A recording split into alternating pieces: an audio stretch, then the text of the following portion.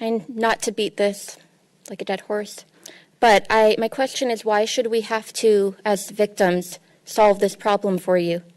If you guys have been elected to run this county and Mr. Devereaux has been hired to run the business aspect, why is it that you guys have not been able to come up with a solution on your own in over a year? Why is it that we have to spend over $100,000 for a firm to tell us that we weren't at work after the shooting? I think everybody's aware of that. Why do we have to meet in secret to discuss the concerns that people have? Because we can't do it publicly, because we don't know what's going to get back to you. We don't know if we speak out, if we're going to have our jobs on the other side. I don't think you guys understand how anxiety-inducing it is to come here every Board of Supervisors meeting to remind you that we exist, to remind you that we still have problems. And just because people aren't speaking doesn't mean that they're not having problems. And if you cared about your constituents, if you cared about your employees, you would reach out and you would ask them specifically what's going on with them. Is there anything that you can do to help? Or you would even try to brainstorm and come up with ideas on how you might be able to help them yourselves.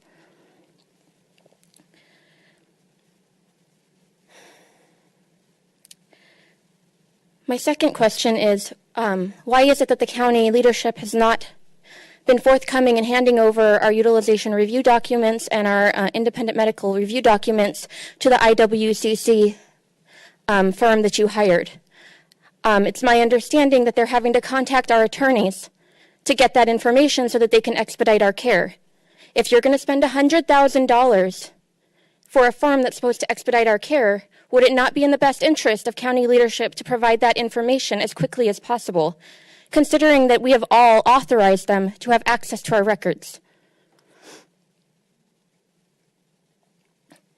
I think that it would be really easy to understand what went wrong here with 3 questions. What did you know? When did you know it? And what did you do about it? For someone who has worked with the county for over 13 years, I know that this county runs on performance measures, and I'm also aware that they know how to manipulate the numbers to make themselves look better than they are. So, with that being said, I restate that I am uncomfortable with the county, with Devereaux, just addressing the business aspect of it. I'm also uncomfortable. I'm sorry, I lost my train of thought.